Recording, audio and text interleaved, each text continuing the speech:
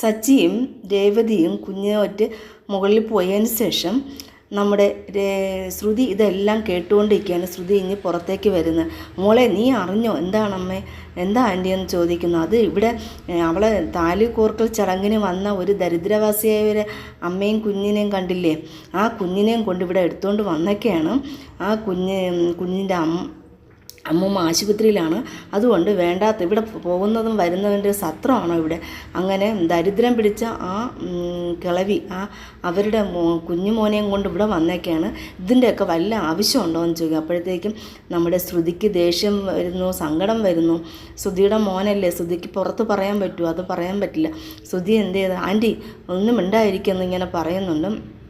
എനിക്ക് ബ്യൂട്ടി പാർലറിൽ പോകണം, അവിടെ ഒരു ക്ലയൻറ്റ് വന്നിട്ടുണ്ട്, അത്യാവശ്യമായിട്ട് പോകണമെന്നും പറഞ്ഞുകൊണ്ട് ശ്രുതി അങ്ങനെ ഹോസ്പിറ്റലിലേക്ക് പോവുകയാണ്. ഈ സമയം നമ്മുടെ ചന്ദ്രമതി ആദ്യം അവിടെ ഇരിക്കുകയാണ്. ആദ്യമേ കണ്ടാ നീ എന്താടാ, നിൻ്റെ അമ്മയുടെ പേരെന്താ, എന്താ നിനക്ക് അമ്മയില്ലേ എന്നും കേട്ടുകൊണ്ട് കുഞ്ഞിനോട് അങ്ങോട്ട് കയർക്കുകയാണ്. കുഞ്ഞങ്ങ് ഇവർ വരുന്നതും കണ്ടപ്പോൾ തന്നെ ഒരു ഞെട്ടലോടെ ഇങ്ങനെ നോക്കുകയാണ്. ദൈവമേ, ഇനി എന്ത് ചോദിക്കുന്നതിന് ഉത്തരം പറയാൻ ആ കുഞ്ഞ് മനസ്സല്ലേ, തൻ്റെ അമ്മൂമ്മ സുഖമില്ലാതെ കിടക്കുന്നത് കൊണ്ടല്ലേ കുഞ്ഞ് സച്ചിയുടെയും രേവതിയുടെയും കൂടെ ഇങ്ങോട്ട് വന്നത്.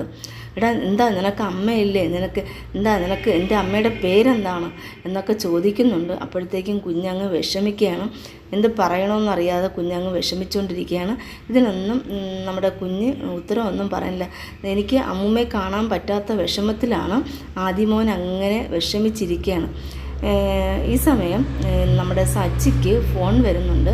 ഇതിനു മുൻപ് തന്നെ സച്ചിയും അമ്മയുമായിട്ട് നല്ല വഴക്കവിടെ നടക്കുന്നുണ്ട്. ഈ കുഞ്ഞിൻ്റെ കാര്യം പറഞ്ഞുകൊണ്ട് തന്നെ കുഞ്ഞിനെ കൊണ്ടുവരേണ്ട കാര്യമുണ്ടോ, അതിൻ്റെ അമ്മൂമ്മ മരിച്ചു പോയാൽ ഈ കുഞ്ഞിനെ ആര് നോക്കും, അത് നിങ്ങൾ പേടിക്കേണ്ട, ഞാൻ നോക്കിക്കോളും, എൻ്റെ കയ്യിലും തോളിലും കഴുത്തിലും ഒക്കെ ഇട്ടും ഞാൻ പൊന്നു പോലെ നോക്കിക്കോളാം എന്ന് പറയുന്നുണ്ട്.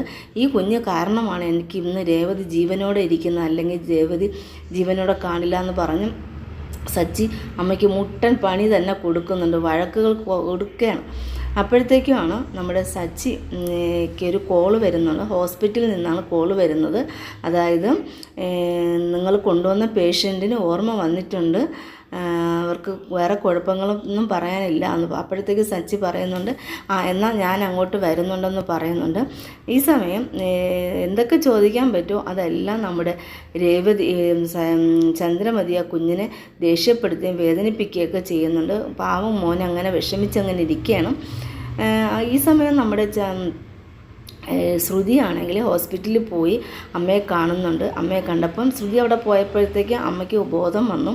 അപ്പോഴത്തേക്കും പറയുന്നു, മോളെ എനിക്ക് എന്ത് സംഭവിച്ചെന്ന് എനിക്കറിയില്ല, ഞാൻ ഫോൺ വിളിക്കാത്തത്, നിന്നെ ഫോൺ വിളിച്ചാൽ ശരിയാവില്ല എന്ന് പറഞ്ഞുകൊണ്ടാണ് ഫോൺ വിളിക്കാത്തത്. അങ്ങനെ ഞാൻ ബസ്സിന് വന്ന് നിന്ന സമയത്താണ് തലകറങ്ങി വീഴുന്നത്. ആ സമയത്താണ് സച്ചിയും രേവതിയും വന്നതുകൊണ്ടാണ് ഞാൻ ഇന്നിപ്പം ജീവനോടെ ഇരിക്കുന്നത്. അമ്മേ, നമ്മൾ ആരെയാണോ ഭയപ്പെട്ടത് അവരുടെ മുന്നിലാണ് അമ്മ ചെന്ന് എത്തിയിരിക്കുന്നത്. എനിക്ക് ഒന്നുകൊണ്ടും സമാധാനമില്ല, ഏത് ചെയ്യണമെന്ന് എനിക്കറിയില്ല എന്ന് ശ്രുതി പറയുന്നുണ്ട്. അങ്ങനെ ശ്രുതിക്ക് എത്രയും പെട്ടെന്ന് അമ്മയെ ഇവിടെ നിന്ന് പേയ്മെൻറ്റ് ചെയ്തതിന് ശേഷം അമ്മയെ കൊണ്ടുപോകണം എന്ന ആഗ്രഹത്തോടെയാണ് ശ്രുതി വന്നത്. അങ്ങനെ ശ്രുതിയാണെങ്കിൽ നേരെ ബില്ലടയ്ക്കാൻ വേണ്ടി പോകുന്നുണ്ട്. ബില്ലടയ്ക്കാൻ വേണ്ടി പോകുന്ന സമയത്ത് ശ്രുതി ഇങ്ങനെ ഇറങ്ങി നടന്ന് പോകുന്ന സമയത്ത് നമ്മുടെ സച്ചി രേവതിയും കുഞ്ഞുമായിട്ട് വരുന്ന ഇത് കാണുന്നുണ്ട്. അപ്പോൾ തന്നെ നമ്മുടെ ശ്രുതി ഞെട്ടുകയാണ്, ഇനിയിപ്പോൾ ഞാൻ എന്ത് ചെയ്യുമെന്ന്. അങ്ങനെ ശ്രുതി ഓടിക്കൊണ്ട് ബില്ലടച്ചിട്ട് വരികയാണ് കേട്ടോ. ഓടിക്കൊണ്ട് അകത്തോട്ട് കയറി വന്നിട്ട് പറയുന്നുണ്ട്, എന്താ മോളെ എന്ന് അമ്മ ചോദിക്കുന്നു. ആ സമയം പറയുന്നുണ്ട്, അമ്മേ സച്ചിയും രേവതിയും കുഞ്ഞും വരുന്നുണ്ട്, ആദ്യം വരുന്നുണ്ട്, ഇനിയിപ്പോൾ എന്നെ കണ്ടാൽ കുഴപ്പമാവും, ഞാൻ എന്ത് ചെയ്യും. അങ്ങനെ നമ്മുടെ ശ്രുതിയാണെങ്കിൽ കർട്ടൻ്റെ പുറകിലോട്ട് ഒളിക്കുന്നുണ്ട്. എന്നുവെച്ചാൽ ജീവൻ പണയം വെച്ചിട്ടുള്ള കളിയാണ് ഇവിടെ നടക്കുന്നത്. തന്നെ കണ്ടു കഴിഞ്ഞാൽ തൻ്റെ കാര്യത്തിലുള്ള തൻ്റെ കള്ളക്കളിയെല്ലാം പൊളിയുകയും ചെയ്യും. ഇനിയിപ്പോൾ ഇതിനുള്ള മറുപടി എന്തായിരിക്കും കൊടുക്കാനുള്ള. പല സ്ഥലത്തും ഞാൻ പറഞ്ഞ് വിജയിച്ചു, പക്ഷേ ഇവിടെ എൻ്റെ കള്ളക്കളി പൊളിയുമെന്നാണ് തോന്നുന്നത്. എൻ്റെ മുഴുവൻ കാര്യങ്ങളും സച്ചിയും രേവതിയും മനസ്സിലാക്കും. ഇനി എന്ത് ചെയ്യും, എങ്ങോട്ടാണ് എൻ്റെ ജീവിതമെന്ന് ശ്രുതിക്ക് താളം തെറ്റി നിൽക്കുകയാണ്. അങ്ങനെ ശ്രുതി കട്ടൻ്റെ പിന്നിലേക്ക് കയറി ഒളിക്കുന്നുണ്ട്. ഈ സമയം നമ്മുടെ രേവതിയും സച്ചിയും മോനും ഒറ്റ് ഇങ്ങനെ അകത്ത് കയറി വരുന്നുണ്ട്. അകത്ത് കയറി വരുമ്പോഴത്തേക്കും പറയുന്നുണ്ട്, അമ്മയ്ക്ക് ബോധം വീഴുന്നല്ലോ, അമ്മയെ ഒത്തിരി സന്തോഷമായി എന്ന് പറയുന്നുണ്ട്. ഇതെല്ലാം നമ്മുടെ ശ്രുതി കർട്ടൻ്റെ പുറകിൽ നിന്ന് കേട്ടുകൊണ്ടിരിക്കുകയാണ്. പക്ഷെ ശ്രുതിക്ക് എത്രയും പെട്ടെന്ന് അമ്മയെ ഇവിടെ നിന്ന് ഡിസ്ചാർജ് ചെയ്ത് കൊണ്ടുപോകാൻ വേണ്ടിയാണ് ശ്രുതി ആലോചിക്കുന്നത്. എത്രയും പെട്ടെന്ന് സച്ചിയുടെയും രേവതിയുടെയും മുന്നിൽ അകപ്പെട്ടു പോയ തൻ്റെ രഹസ്യങ്ങളെല്ലാം താൻ ആരാണ്, എന്താണ്, മലേഷ്യക്കാരൻ്റെ മോളെന്നും പറഞ്ഞുകൊണ്ടല്ലേ ഇരിക്കുന്നത്. അപ്പോൾ താൻ ആരാണെന്നുള്ള ഇതൊക്കെ നമ്മുടെ സച്ചിയും രേവതിയും മനസ്സിലാക്കും.